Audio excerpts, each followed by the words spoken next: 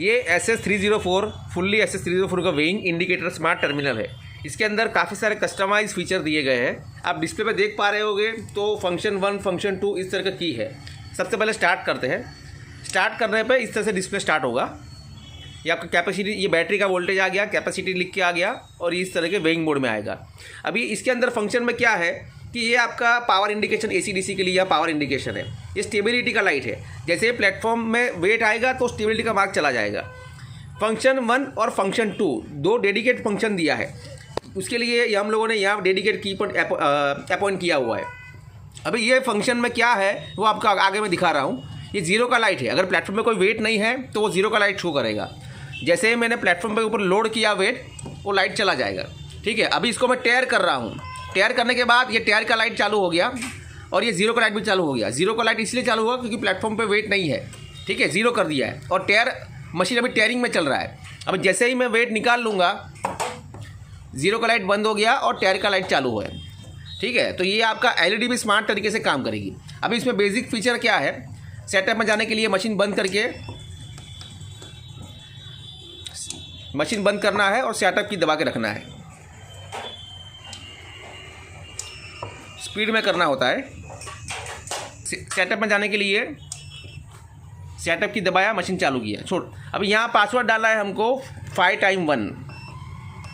ये 0 और टेयर की से ये पासवर्ड यहाँ से इंसर्ट होगा। उसके बाद सेटअप का की दबाएंगे। ये आपका डेसिमल पॉइंट आ गया, कैपेसिटी 1 आ गया, फर्स्ट कैपेसिटी, एक्यूरेसी है फर्स्ट, कैपेसिटी 2 आ गया, सेकंड कैपेसिटी, सेकंड एक्यूरेसी आ गया। ये मशीन को हम ड्यूअल एक्यूरेसी में भी चला सकते हैं। ये डिफ़ॉल्ट है kg यूनिट है। अभी इसको चेंज करना है तो kg है, gram, ton, milligram, by default kg रखा हुआ है। सेटअप की से आगे जाएंगे। ये F1 फंक्शन है। अभी इसके अंदर आप फंक्शन देखो, ये न्यूटन है of LB, Newton of LB, litre. ये 4 तरह के यूनिट दिए गए हैं। बाय डिफ़ॉल्ट मैं अभी लीटर में एक्टिवेट रखता हूँ।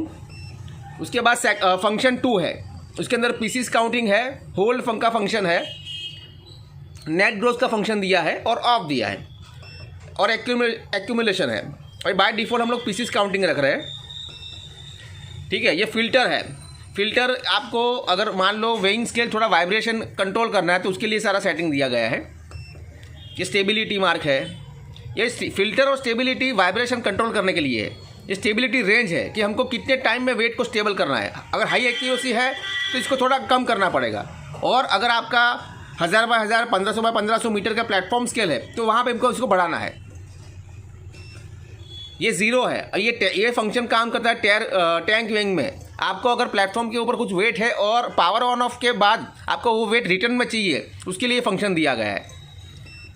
ये बाउड रेट है। ये मशीन आपका इनबिल्ट RS-232 पे चलता है। उसका बाउड रेट बदलने के लिए ये बाउड रेट दिया गया है। यह आपका सेंडिंग कमांड है, कंटिन्यूस चाहिए या मैनुअल चाहिए।